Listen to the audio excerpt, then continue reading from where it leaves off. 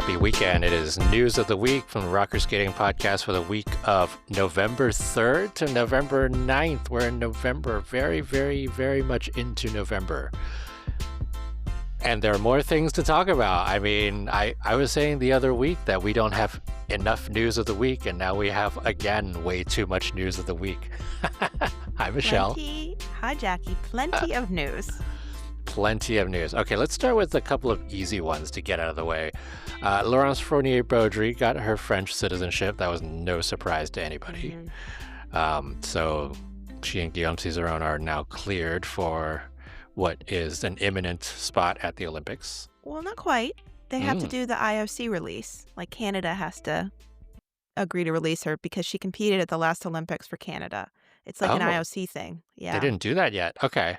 Oh, actually, I don't know. I haven't heard that they've done it, so I assumed it hasn't been done, but maybe it has. We just don't know.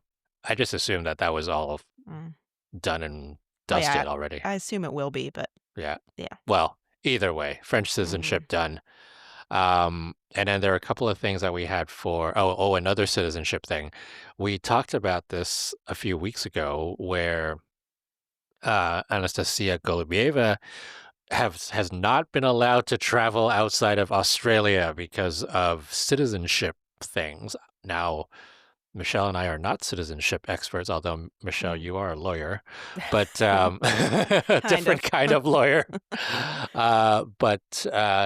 So she hasn't been able to travel outside Australia, and so they had to withdraw from both their Grand Prix events.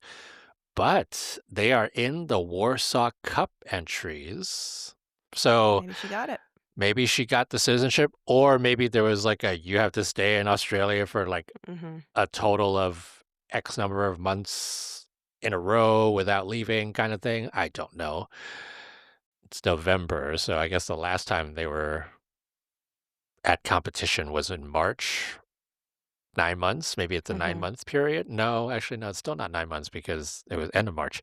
Anyway, I have nothing to speculate about, but we'll see if they are there. So that's citizenship stuff. Now, Skate America stuff. We got Skate America coming up this week in Lake Placid. Michelle and I will be on site, going up the mountain. There's already snow on the ground. It takes so long to get to. I mean, Michelle, you might as well just go to Japan. The amount of time you're spending. I know. So Skate America pairs a couple of notable items. Bakary Guarise out, assuming that is still the injury that Lucrezia Bakary has, which is very unfortunate. And then fairly late breaking news, which is Audrey Shin and Balazs Nagy, who were assigned to Skate America, are now not listed anymore, and Emily Chan and Spencer Howe, who just competed last week, actually they both competed just last week, are in. It's interesting because Shin and Nagy literally just won the free skate at Challenge Cup, and they were second overall, like yesterday. So yeah, I mean, both of them competed this past weekend, and one of them was much farther. Yeah. So interesting.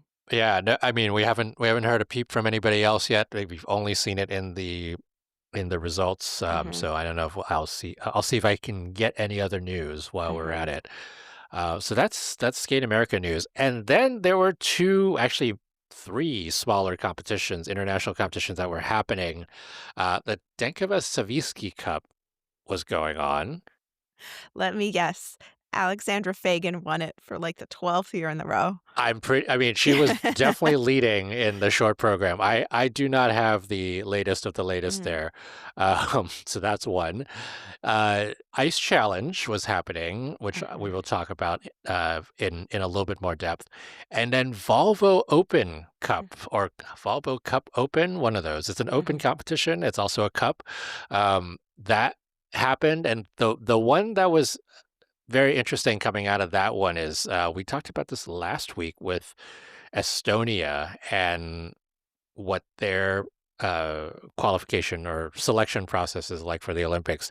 Arlet Levandi got a 230 something, 235, which is not quite as high as what Alexander Selevko did at Skate Canada, but still good to see him getting a good score. Like we'll see how it all shakes out. But these international events for the Estonians are going to continue to be a nail biter for the two Selevko brothers and And Arlet Levandi.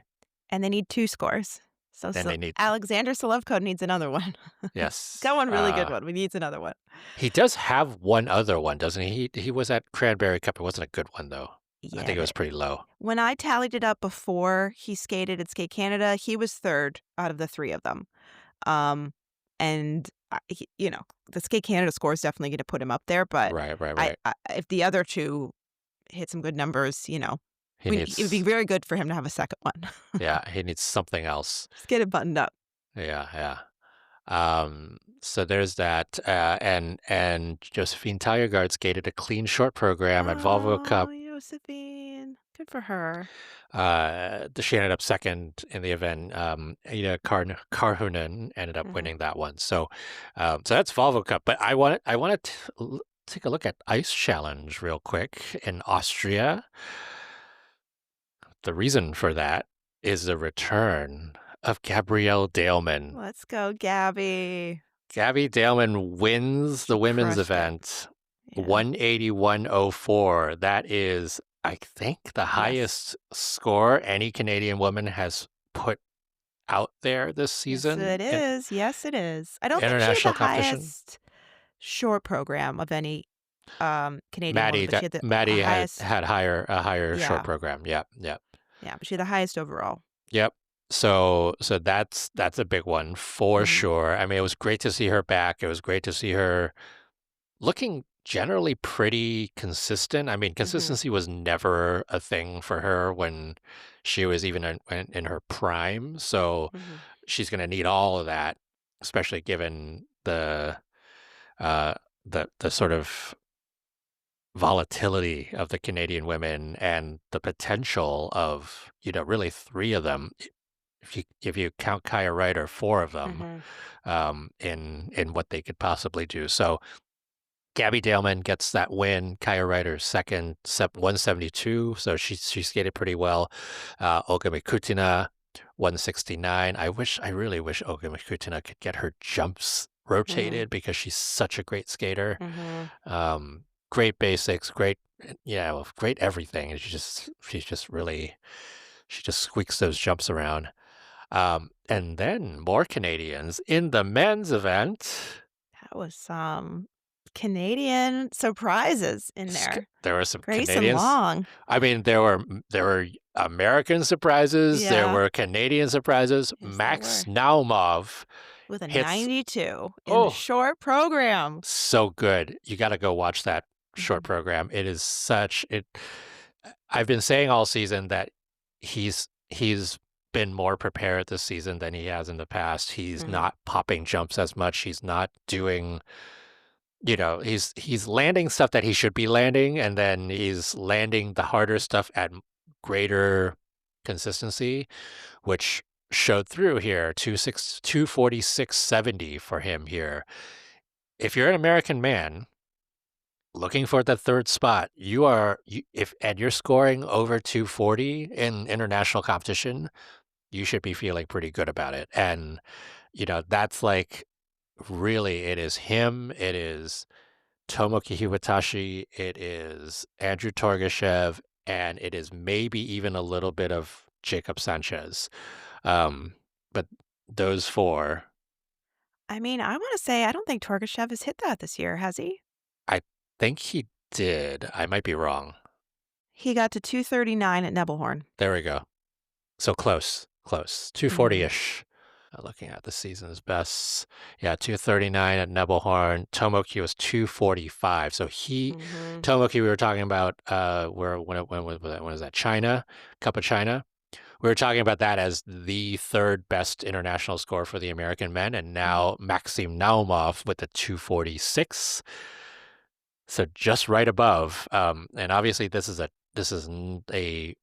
different caliber kind of event, and you would usually expect the Grand Prix to be a little bit stricter in scoring. So Mhm. I would put all of those three, right? Those three, 246, 245, 239. They're like in similar ballparks.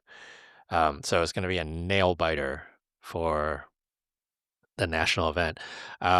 Jacob Sanchez gets silver the first time he skated two strong programs internationally, 230, 235.89.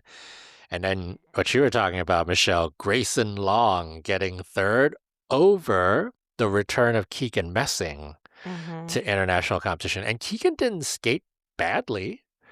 Um, he hit a quad toe in the free skate. He did some good stuff, but like one not consistent yet.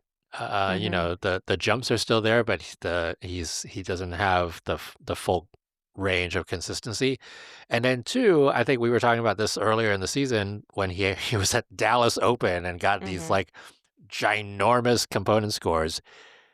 Internationally, his component scores are much more in line with what we're expecting, which is still sevens and eights, especially given the mistakes that he's making. So Mhm.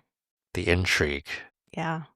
Canadian nationals is gonna be a really interesting competition. for once.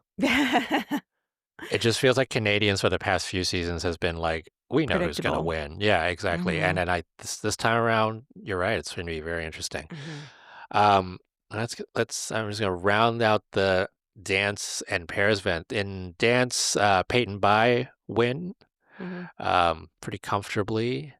And then in pairs, this was also the interesting one. Lou and Bedard, Chelsea Lou, Ryan Bedard, who has been sort of the like complete unknown quantity this season because they are a completely new pair, beats Audrey Shin and Balazs Naj by just over 2 points, 180-160 to 179-25. So they were pretty close in all intents and purposes. They were basically tied-ish, Mhm. right? Like 2 points is not that much. And Kemp and Elizarov of Canada get the bronze. That was Ice Challenge. The intrigue, that was Ice Challenge. Yeah. The comeback of Canadians, that was Ice Yeah. Challenge. Canadian comeback. Let's Fun go. times. Well, that was news of the week for this first full week of November of 2025.